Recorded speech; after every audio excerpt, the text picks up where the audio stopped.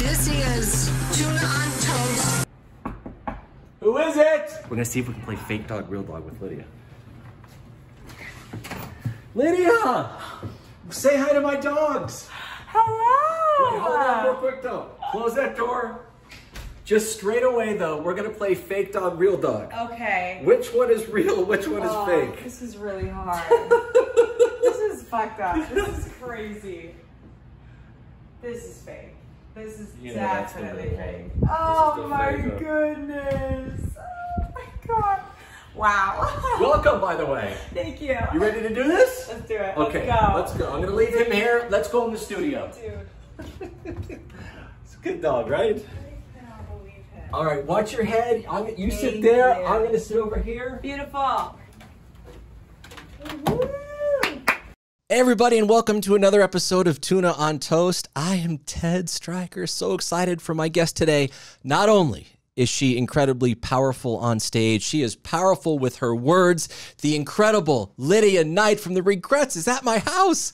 Yes, hi. What the heck is going on? Not much. I love that intro. I feel very empowered right now. Thank It's all you. true. Everything I just said. And a couple of things I want to get out of the way. In June of this year, it was the 2-year anniversary of you calling the radio show I used to host and telling me happy birthday. Oh my gosh, and yes.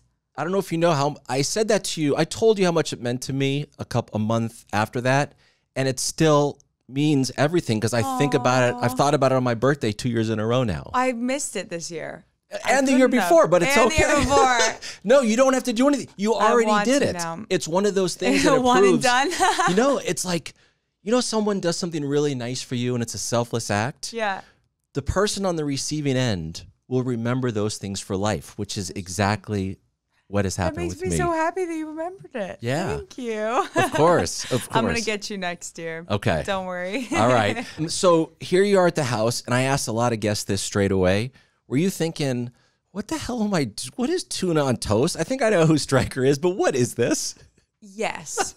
Yes. I knew obviously who you were, but the name, as I asked you when we were outside, I was asking about what the name came from, and I love it. I think it's so funny. It's also really weird because I kid you not, before this, on my way here, or actually before I was on my way here, the band and I, we were all doing like making some videos and doing some content, random stuff. Okay. And we were having this whole conversation about eating tuna for breakfast. And because Drew was ordering from some place on Postmates, right? And they only had like all this like meat stuff, and we were making fun of that, and we were like, well, breakfast is kind of weird to like have tuna.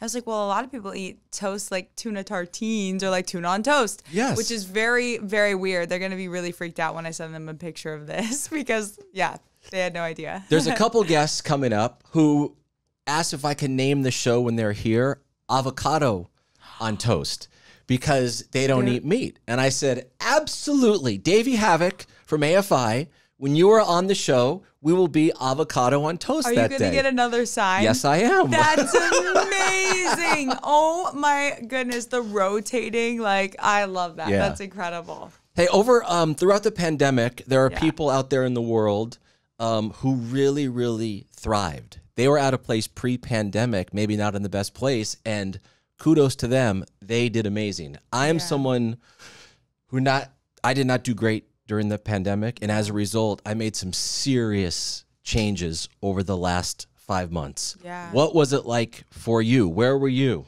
Yeah. I mean, I think it's mixed for me because I definitely didn't do very well and definitely dealt with a lot of my own struggles. And a lot of, am I allowed to curse? Yes. A lot of shit came to fruition for me.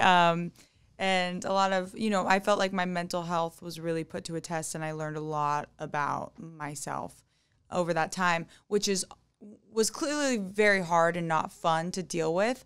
But at the same time, because of that, it ended up being a really important time in my life, and in a really, I can't say I wouldn't change it if I could. Obviously, I would change it if I could. But for myself, I'm happy that I had a moment of that sort of forced growth. Was it forced growth because you had so much time on your hands and you were twiddling? Yeah. I'm not saying you were twiddling your thumbs No, at home I doing nothing, was. but Literally, yeah. And I think it's when you're sitting alone with yourself, there's that side of it, but then there's also the just not touring, and that whole crazy huge part of my life being stripped away really forced me to look in the mirror in a different way, which was terrifying and horrible and really hard. But now I'm so happy again that I learned all about myself in the ways I did. that is great. Now, did some songs come from that, or is it so personal and you would have to be so vulnerable to put that out there that you haven't done that yet? We have actually pretty much all, if not all, I'm trying to figure it out now in my head. I think every single song on our album. Which is, as we sit here today, the album is not out yet. Yeah. We are Yeah. like 2 days past Halloween as we sit here right now. Yes, not out. But it is finished, and it was all written in that time period. And it is really vulnerable, and it was really painful to write a lot of the time. It was more painful like after writing a song. Because normally when you're in it, or at least for myself when I'm in it, I'm just kind of word vomiting and getting it out, and it feels really good and therapeutic. But then after the fact, sometimes you're like, whoa, fuck, right. that was dark. Right. Yeah. Yeah. And then when you're word vomiting, Mm-hmm. it's not just you in a room. I mean, you've got bandmates and a producer and maybe Yeah. even a co-writer with Yeah. you. So it's easy in front of them while it's happening. Yeah. I mean, that's what was really, really cool about writing in the pandemic and over Zoom, which I thought I was not going to be down with at all. And then when I tried it, I was like, oh, this is amazing because I'm able to take breaks, and like we take a lunch pause on our Zoom and I go and write lyrics alone. So a lot of times I was writing them alone and then sort of just like texting them over and be like, is this good? Like, do you like this? And then they'd be like, great. Or like, maybe this line you should tweak or whatever.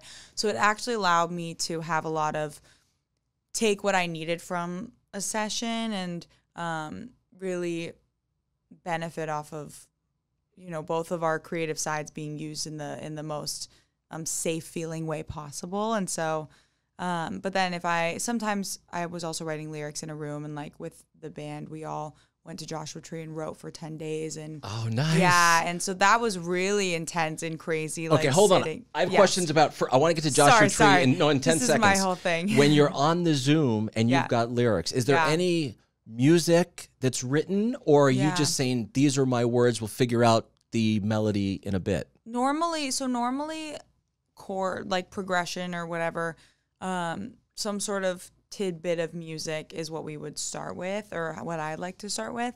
And so sometimes I'd be writing with someone who's also a producer who would send me like a little start or something. And that's how I love writing that way, because I just run out of ideas for chords, and I run out of those ideas, but I can come up with melodies and lyrics all day long. So that was super helpful. So we'd have like some sort of musical start, and then maybe I'd start coming up with melodies, or we'd come up with melodies and then pick a few that I should write lyrics to. And sometimes I'd write lyrics with the people I was writing with, but most of the time it was alone or revolving around. It was always revolving around my stories and life.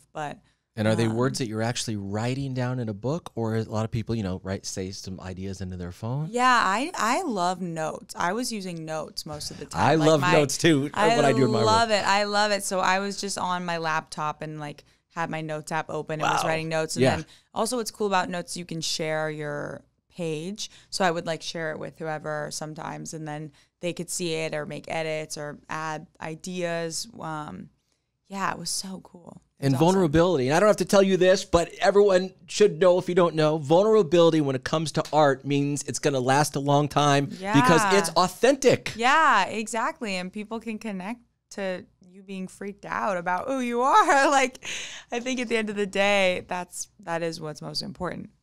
All right. So you're on Zoom, you're making a couple songs, and then the band says, all right, it's the pandemic, but let's get to Joshua Tree. Yeah. So did you stay in the same house out there? You did, because okay. we were like, how do we see each other and how do we be creative together without putting anyone at risk? And also just getting out. We were all just like, we need to leave Los Angeles. Right. And so, Yeah, so we all kind of quarantined before and got tested, and then went to this house for 10 days in Joshua Tree. Was there recording equipment in the house? Yeah, we brought nice.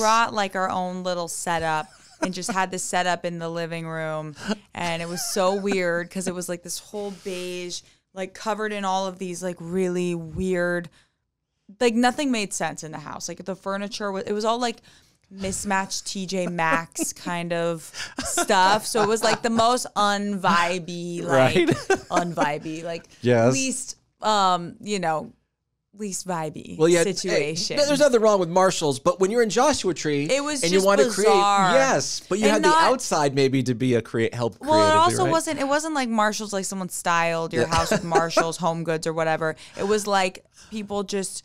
It was like just the weirdest mishmash of fake flowers, and then this weird football poster, and then like it was just made no sense. But I loved that because that was so unlike any of our environments, and it was all we did. Like we couldn't stop writing. We just had a dining table that we had a whole little setup, and it was all day, every day. And we didn't expect to do that at all. We expected to maybe get a couple songs. We wrote 10 songs in 10 days. Wow. We were just nonstop going, and it was like we were like by the end of it we were so exhausted and were you drained. on each other's nerves at all after that much time and getting 10 songs done? Sometimes like a little bit, but naturally we're very much like siblings, so if anything gets on our nerves, it's nothing that the person is doing. It's always just like go away. Like it's always just like I just don't want to see you right now. Yeah. But I don't even think we did on that trip, honestly. It was so fun. It was so fun. I'm so curious about the songwriting and getting those done at this house in Joshua Tree. Does everyone set their alarm for 10 in the morning and say, all right, 11 a.m.? Or how did it work for you guys? We would just naturally, my bedroom was like right attached to the kind of the kitchen and like living room, the whole common area, I'd say. So the second that anyone was awake, I was awake. Like if someone was out making a coffee or whatever. So we kind of all naturally wake up around the same time, I guess, because we were going to bed at the same times. Right. And hearing each other. I don't think we ever set alarms, which was super nice too. Where did the song Monday, not where did it come from, but like, was that an early song you guys got done? Yeah, that was one that I wrote on Zoom. Okay. That was a Zoom session with Tim Pagnotta, who produced half of our album, and also Michelle. He's worked with Neon Trees, Yeah. the band Coin, Yeah. Walk the Moon. Yeah, he's so good. He's so cool. And he's, just because I loved writing so much with him and loved his production he was already doing, I was just like, we need to work with this guy. And then Michelle Buzz, who's an amazing songwriter also. The three of us wrote it on Zoom. And it was one of those times where it was just like, I'm going to explode if I don't get this out of my system. And there's something about, it's almost like for me, when you play a show and you're in front of a massive crowd, it's less scary than playing in front of 10 people. Right. There's something about the Zoom thing that like should be so scary and should be so weird, but because it just doesn't matter, and I could pretend my computer died if I wanted to and fucking hop off, which I never did. I never did, for the record, but I could have. And I think knowing that I could have, and I was just in my house and my cats were there, and I was like, made it really easy to spill my guts out and kind of rant about whatever I was feeling. And then, so yeah, it was a really important song to write, and I'm so happy that it's the first one that we're putting out from the album. Yeah, it's one of those songs where if you didn't have your lyrics in there, the music makes me feel a certain way. Yeah. Then I listen to you about pulling the two eyelids down, and then like it's just my sinus like that. I'm like, oh my God, okay. Yeah. I'm feeling everything she is saying. Yeah. That's another great thing about the Regrets is because of the content and the musicianship of your band, a dude like me, who I'm old man, No, I get so, yes, I am. I am so into the Regrets, standing next to like a 15 or 25-year-old at your shows with the same bead of sweat coming down my forehead as them, with the same enthusiasm as them. So I love that. That means so much. I mean, the literal goal there. So Oh, thank good. you. Yeah, you're that's welcome. awesome. And the video is really well done. Is Thank Olivia you. Rodrigo in the? No. Yeah. Oh, wait, she's in there. Yeah. Is that her at the end? Yeah, she's DJing. She's the DJ. She's spinning She's those looking at her tunes. phone. She's like, "Hold on, everybody." Oh, Yeah. there's so many songs here. Let me go. The homie had to come in and put on the song. Yeah, she's had a great 12 months or so. Have you known her for years? Yeah, for a year. Oh, you known her for a year? Oh. Yeah, which has been crazy, like watching that whole process and everything, and watching her go from, you know, just being on it. Like, we started talking when she was filming her show, like High School Musical, and then Yeah. I remember her, or I was on the like live stream for Driver's License when it came out, and talking about it with her, and like Wow.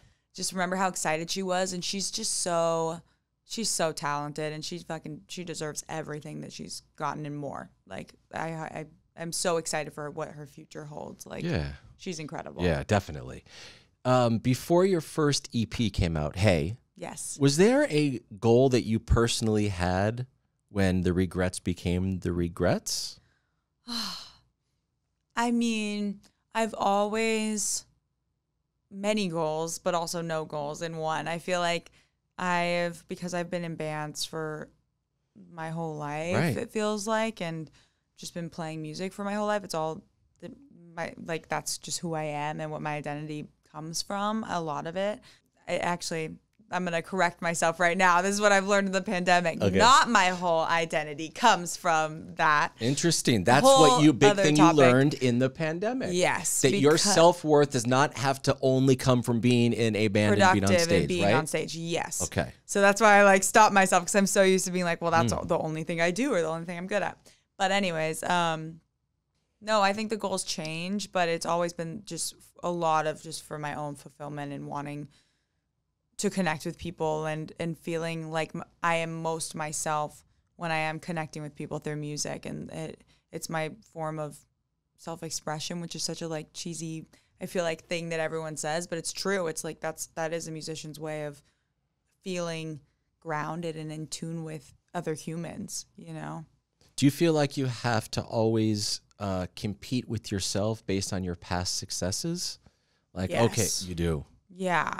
I think naturally, I don't even think about it really that much, but I think naturally you're always trying to outdo yourself. And I don't think that'll ever stop, for better or for worse. I think it's like a blessing or a curse, not feeling content in where you are. Right. Yeah. There's no doubt in my mind that people that are going to listen to this podcast or watch this podcast are going to be new to the Regrets because of all the new songs you were putting out.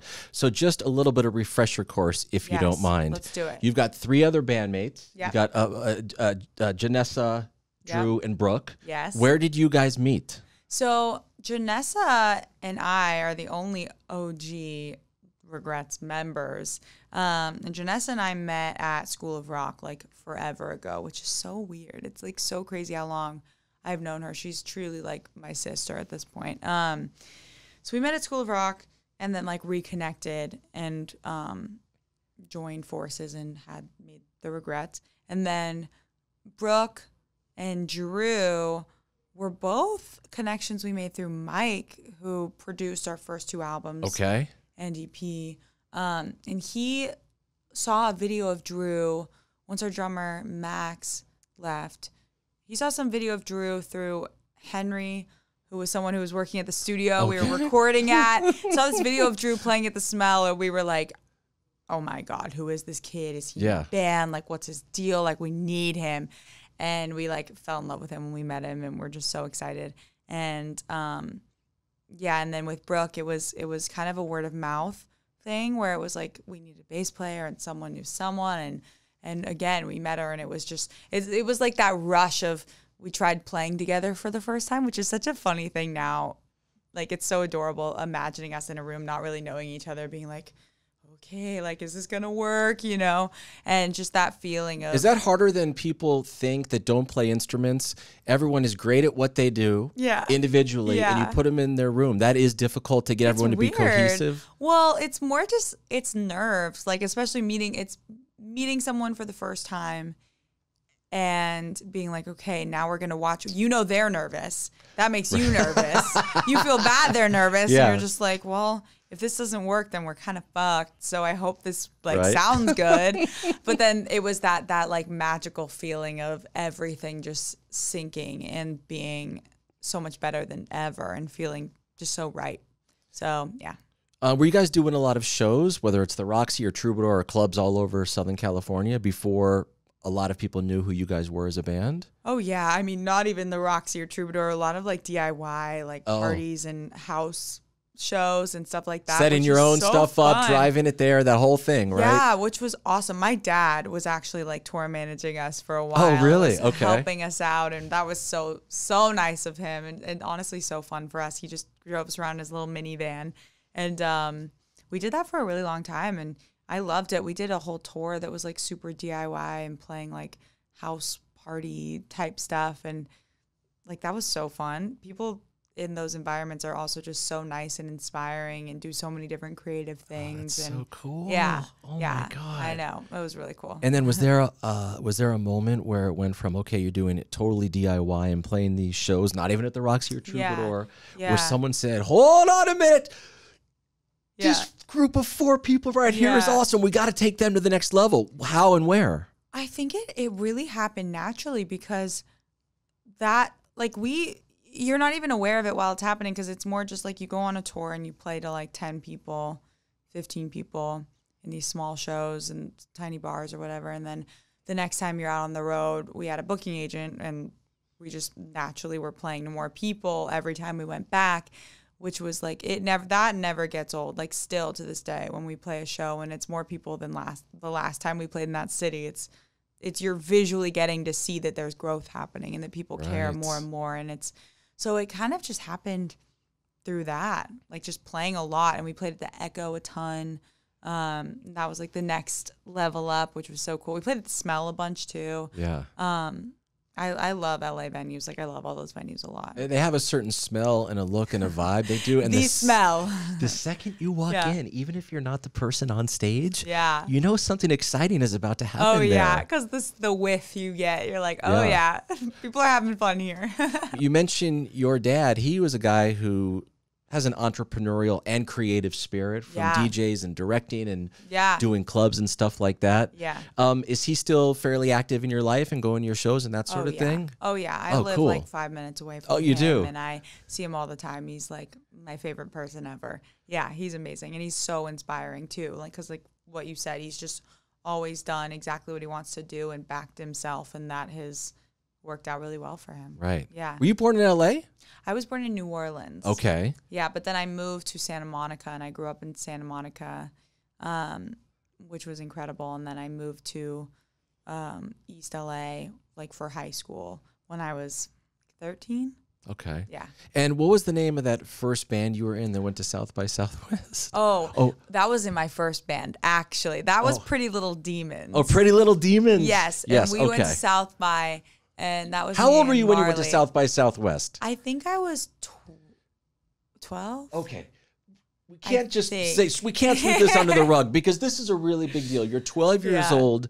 You're in this band. Yes. I think we were. I don't know if that's been beaten now. Yeah. And Lydia, you guys had real songs. Yeah. This wasn't like, I played with my Legos, now I eat an Oreo. Like, Hell no. You guys had... What 12-year-old is doing that, though? I have no idea. I mean, but you guys went to South by Southwest. Yeah. I mean, if you can just kind of bring back any memories or just, do you have any feelings of what that was like now as we sit here today? I mean, we were touring. Like, I think we did South by twice. I think we were on the road. Like we were doing it, which was crazy. It was just so fun because it was just like, you don't care when you're that age. Like you're not worried about how many people showed up to the show, like any sort of logic of, you just have, and I this sounds silly too, coming from a 21-year-old, like I am still very young and have a lot of time for different things to happen in my career and life. But at that time, especially, you're like, I'm 12. Like, I don't want to, like, I don't need to be successful right now. Like, I don't need to be paying bills. Like, I'm just chilling with my friend, playing music, and people like it, and it's cool.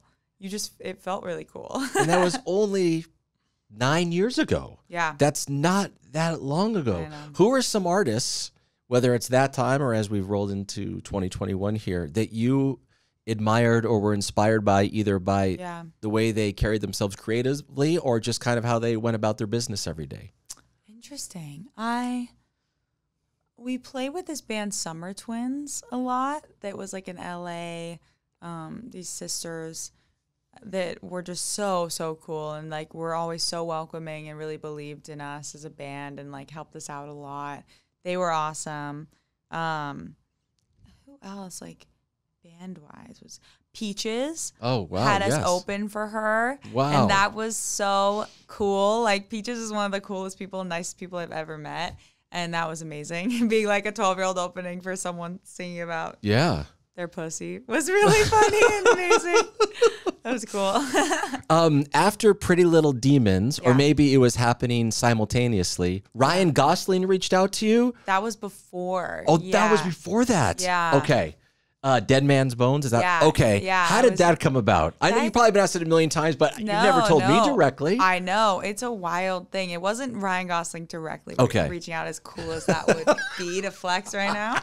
It was actually my dad's old assistant's kids were in this choir that sang with Dead Man's Bones, and they asked, they like needed new kids, and I was like, I'll do it. That sounds so fun.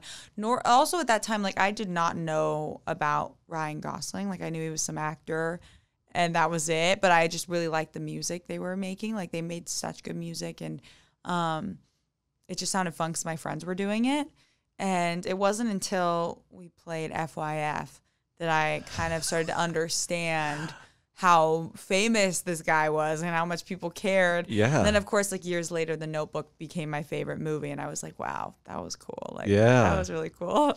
But it was so awesome. Like, even just being in a choir and working with and watching these guys, like, be down to have a bunch of kids sing with them and do backups, and the commitment to their live show was so cool and inspiring. And what did he do? Play guitar and sing? Played everything. Oh, that guy really? plays everything, and he sings. It was him and this guy Zach, and they both sang and played a bunch of instruments, and they're just both like ridiculously talented. Like I had no idea. And has he been to any of your shows in the last 3 years? Do you know? Does he know that you, Lydia Night, were part of that operation, and now you're sitting here today? I have no idea. I haven't talked to him. I don't know. I feel like I wouldn't even want to go up if I saw him. I'm like too embarrassed. Now that I've like seen The Notebook, I'm like, I can't talk to this guy. Yeah, maybe one day. Okay. Yeah. I put this out. Yes, this is our the little Regrets case. Monday promo. Yeah. Do you know what's in here? I do know what's in there. Okay, you do know, because You look concerned. I'm not concerned. I just want to. So there's this right here. Ball. Yes. Okay. Yeah.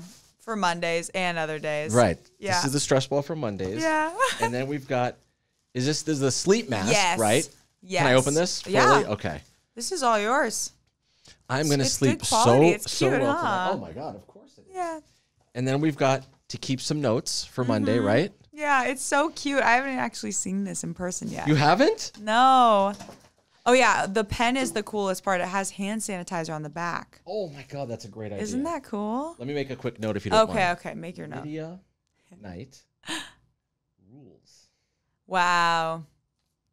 Oh, Yeah. Ted. Yes. I'm keeping that right there. All right, Further Joy. We already know the title of this album. We do. Isn't it Further Joy? It is that. Right. I'm like, when is this coming out? Right. So again, just to reiterate, we don't know the date yet for the album, but what does Further Joy mean to you? And does that represent the theme to a bunch of different songs? Yeah, I mean, Further Joy was something that, so during a Zoom session actually with my friend Mikey, he was reading this book called Further Joy, which I've now read, and it's awesome.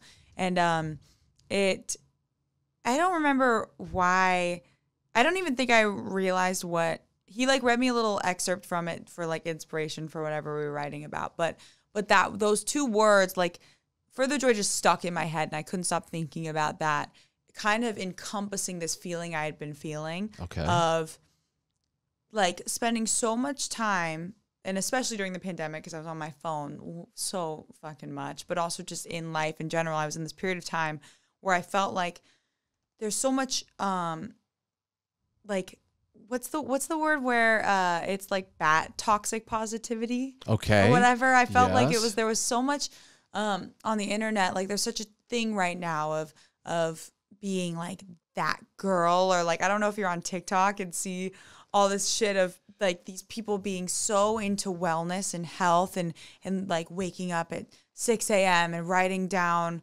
meditating, and then writing down my list of my gratitude list, and then going for a walk with my dogs, and then making my fucking celery juice in hot water with lemon or whatever. And you see that and you're like, oh fuck, like I need to do that. Like I'll be happy if I do that. Like, okay, they feel good about themselves. Like I want to feel good about myself. But do they really feel good about themselves? I don't know. And maybe they do, and that's awesome. And I've totally like found and picked up habits that have, self-care habits that do really work for me. And I love journaling, and I love, it's just different for every person. And this is not to shit on those people who that works for.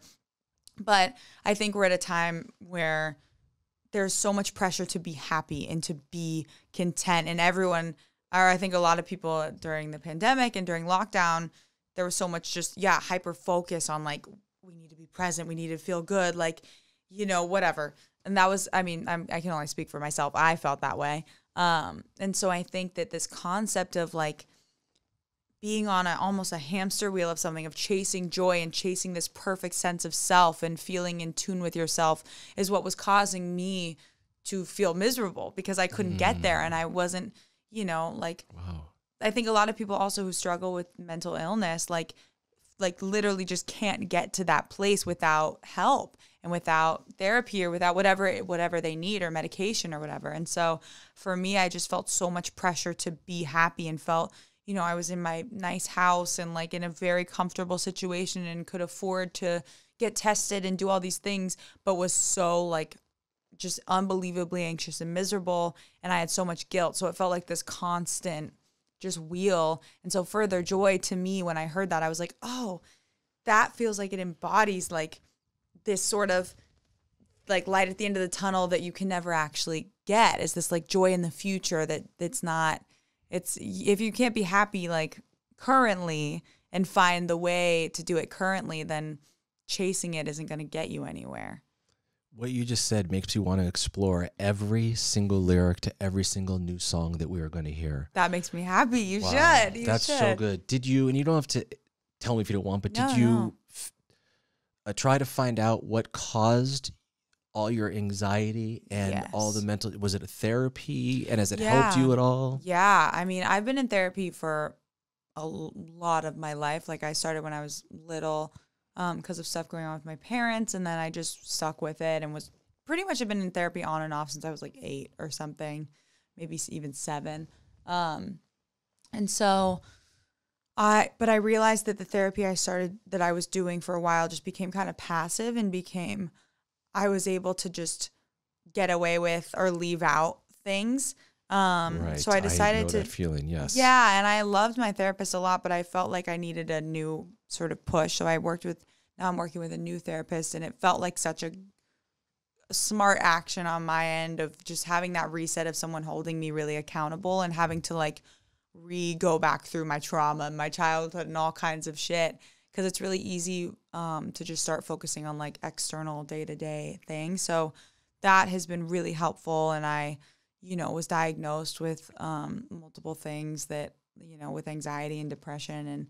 And that was really validating to actually know what the hell was going on in my brain. Because I've been feeling like I was just going fucking crazy for like a year. And it just made a lot of things make sense. And OCD, like I've had since I was really little, and like, it just all started to like tie together and make sense. So I'm still doing a lot of work in all of those. I think I always will be doing work, but doing a lot right now. But I definitely feel like so much better. Good for you. Such a better place. Yeah. That's great. Yeah. And I'm sure you realize this, but maybe not. And I've said it a couple times because it's kind of like a theme, the way I view you from the outside in your band. You inspire people. It doesn't matter the gender, race, whatever, where you come. It's like very much inspirational. Thank you. Of course. Thank you. Yeah. I really think that this album, it goes there. It goes to those really, really dark places that are uncomfortable. But there's a lot of things I think a lot of our fans and new fans will really connect with, which is what empowers me to even want to put it out, you know? You feel good being a leader and a role model? Yeah, really good. I mean, yeah, how can you not? Like, knowing that people, I mean, being a role model is like, I think it used to make me a little more nervous once we started getting a little more attention, or I got more followers on Instagram and stuff. I started, there was definitely a period of time where I was like, uh-oh, like anything I post, I was overthinking. And now I'm so, I know who I am. I'm a great person, and I like can share that, you know? That's great. Yeah. All right. Are you guys going to play Coachella 2022? Yes. You are? We are. Hell yeah. Yeah. Okay, good. Excellent. Yeah, I'm so excited. All right. And Wallows is playing my boyfriend's band, Yeah. and a bunch of our Wallows. friends like are playing, so it's going to be so fun. Oh, that's great news. I know. I'm stoked. And then as we sit here today, I know of 2 shows in Southern California that you're Yes, doing. yes. Are there going to be a zillion more after that if you guys feel safe? Or is that what it is? If you guys feel safe mentally and are ready to do it? Or are there other circumstances? Yeah, I think there's a lot of circumstances, but we're doing these shows right now, and a couple, I think, holiday shows. And then next year is where we're kind of gonna like hit it hard. Okay. So all right. These are warm-ups, like baby steps back in. Okay. Yeah. We will be there supporting you. Ah, that'd be so cool. And we're Please. going to just kind of wrap it right there, I guess. Amazing. Yeah. Further Tuna joy. on toast. Tuna on toast. Tuna on Further toast. joy. Thank you so much. Thank you. Oh my God. The incredible Lydia Night. Thank you guys so much for listening and or watching. I am Stryker. See you guys next time. Hope you enjoyed. Now hit that subscribe button. And for more Tuna on Toast, listen wherever you get your podcasts.